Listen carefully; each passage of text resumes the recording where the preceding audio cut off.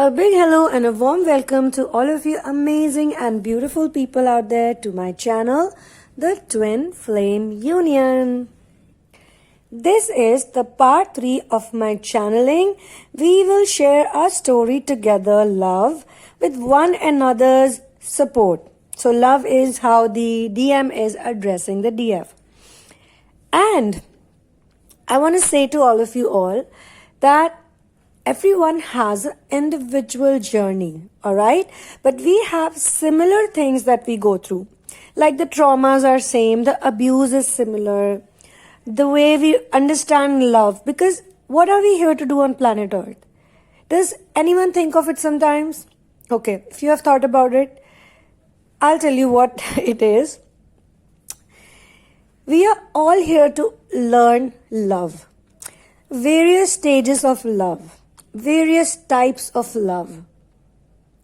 You're not here just to learn about the romantic love between husband and wife, boyfriend and girlfriend. That is a part of love. That is a type of love. Like Ram and Sita. Ram loved Sita, his wife, so much, more than anything on this planet.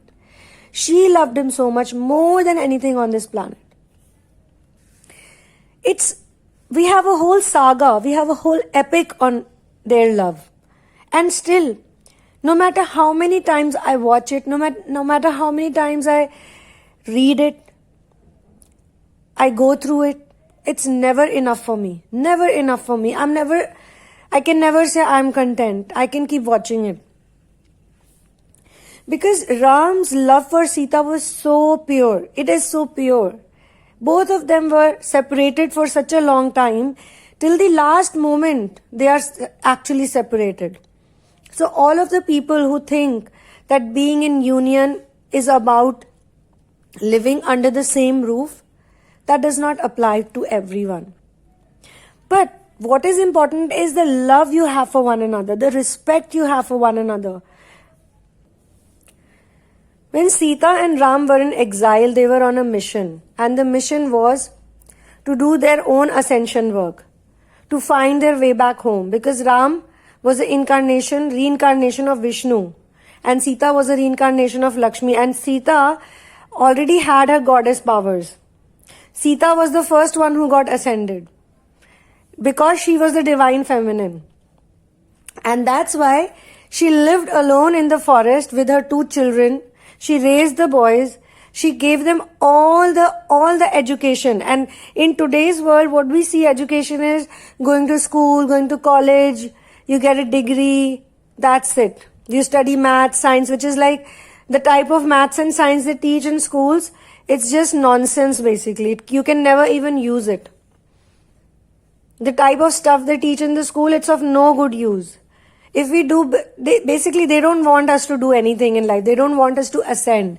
The corporations do not want human beings to ascend. They don't want human beings to be awakened. They want human beings to be asleep, to never know their true potential and become a modern slave. And from morning to evening, act like a machine. In this channeling, especially in this video, I had actually said it last time also in one of the channelings, but I didn't do it. And I now don't remember in which channeling I said it because, I make so much work. I have so much content I have to create. It's not even in my control. I'm completely, completely surrendered. So whatever they want me to do, I do it. But in this one, I will surely share the links of 2 of my songs. One song is The Universe is a Candy Jar or Universe is You. I changed the title. And the other song is Just Be. And the third one, I Am Imperfect, is still in making. It's already recorded, but it's not yet in a video format. But all of these 3 songs are channel messages, and I have received these channel messages during my ascension journey, and they really helped me out. And in that, one of the channel message, this is what I've been saying in that. This is the message that the human beings are being packaged. They are being completely turned into machines so that they never awaken their true potentials. Their chakras stay closed. Their third eye stays closed. Their intuition is gone for a toss. The gut is being polluted with all the dirty food. And the same pollution that our guts have is the same pollution that we see in the outside world. So when you are on this ascension journey, you, divine feminine, you are a goddess. All of you. I say namaste to all of you. I bow down to all of you beautiful goddesses out there. You all are my community. You're all amazing, beautiful, divine creatures, divine beings. You're here on the planet to do such great work. You're here to spread the message of one love. I am sharing it with you all, and you will share it with wherever possible. You guys are all very capable of it. But before that, you need to clear your traumas. You need to clear your blocks. You need to come in your potential, your full potential. You need to know who you are. Who am I? Why am I in this journey? What am I doing here? Am I only here for romance? Come on. Come on. What's there in romance? I don't want you all to become like like cold, weird people. No. Romance is just a marketing gimmick. That's it. For love, love is in your heart.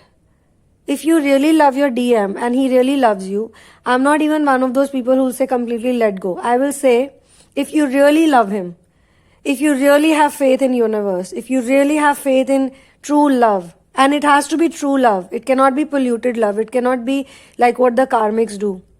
The difference between a divine feminine and a karmic, the biggest difference is the divine feminine's love towards masculine is free of any conditions, whereas the karmic's love is full of conditions.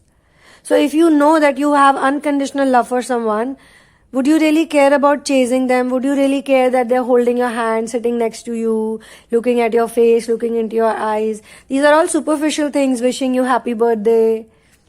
I've been there, I've done that, come on. So I won't lie to you all. Love is supposed to be in your heart, and you are here to learn all types of love. Now, if Lord Sri Ram loved his wife, the only woman he ever loved was Sita. He only thought about her. He cried for her. I have literally, I don't know how to thank God. This is the best thing that has happened to me. I have literally channeled the feelings of Lord Sri Ram, his pain. I honestly did not really know what a divine masculine could feel. I thought that all divine masculines are stupid. They are just very dumb. They don't have any feelings. They're so selfish. They're so cruel, so mean, so like they don't know anything. They are really not awakened. And because I call them my parents, so with my parents also I have had many arguments till the time my father was alive. I have immense love for my father, and I'm always connecting with his soul. Even now, I think he's present in this channeling. He used to love to listen to me. He would keep telling me to sing. He used to always tell me to sing. Even before his death, I remember we used to sing a lot. He's the one who made me like this. He's the one who used to push me towards humanitarian work, towards being an artist, towards being a writer, towards being a singer. He always used to push me into that, and it was me who used to push away. Like, no, I don't want to do it. I have to work. I have to get a job. I have to do this. I was so, into that maya, into the illusion, into the trap. I used to actually think that being a machine is what we are here to do. But it was only when I gave it my 100%, I gave it my all, I realized that this is bullshit. This is bullshit. I'm just wasting my time. I have to only focus on my ascension now. And the day I started focusing on my ascension journey, I faced problems, no doubt. In fact, I think as a machine, sometimes I felt it was easier. Because you don't care, you don't care, you don't play, you don't use your emotions. You just get a job like a machine, you have to do it, one by one. So Ram was not just a devoted husband. He was equally a devoted son, equally a devoted brother, equally a devoted father, and most importantly, not even equally, the highest for him was his purpose as a king. He was the only person, that's why in Hindi we call him Uttam Purush, the perfect man. He took his mission to the utmost seriousness, and his divine counterpart Sita was no less. She was the same. When she had to go on exile, when her husband was given exile, she chose to come on exile. For 14 years, she was in jungle with him every single day, wearing normal clothes, living like a hermit. Always giving up everything with the husband. If my husband is doing this, I will do this. That is what a divine feminine would do. Being a princess, being a queen, she didn't care. She could have been a queen, but they both, in 1 second, they both gave it up. And then Lakshman, his brother. So every single character in Ramayana, every single character will teach you love. And when you talk about Hanuman, Lord Hanuman, he is the true example of devotion. Devotion towards source. Like for him, everything was Ram and Sita. Everything was Ram and Sita. Everything. His devotion was so pure. And that's why he had all the powers in the planet. But did he really need the powers? No. He had all supernatural powers. All of them. And I know if you really want to become very strong in this journey, and I have tried it out because my guru told me that if you really want to get connected with the source, ask help from Hanuman. Ask Hanuman that please make me like you. Please make me like you. I want to be a devotee of Ram and Sita just like you. Only he can do it. Only he is the person who can give it to others if you ask with a pure heart. So, my point is that when you are in a twin flame journey, now all of you are from all over the world. I don't know how you're connected to this, how you come over here, how you find these videos. This is all happening on its own because this is how it works. You know, it is the energy. We are all energetic beings.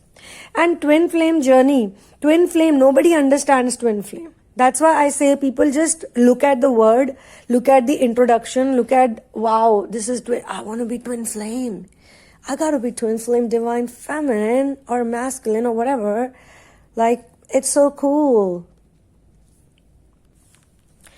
It is actually for real so magical that in my last part, if you have been following from part 1, part 2 and now you're in part 3, you would remember that in part 2, I spoke about 777 and I spoke about 555, right? Comment and tell me if you remember that part because I would be really happy to know if you listen intently. If you remember in part 2, I spoke about 777 and 555, okay? And today is what date? Today is 22nd of September, Tuesday, okay? At this point in time in India, it's 9:05 p.m. But when I was doing the channeling, part 2, it was evening, okay? And in the evening time, I have to go out, I have to meet my street animals, then I come back home. When I ended the channeling, after speaking about 555 and 777, it was actually 555. The moment I ended the channeling, and I took a screenshot, and I'm adding the screenshot over here in this video. Just so you see that I took a screenshot at that particular time only.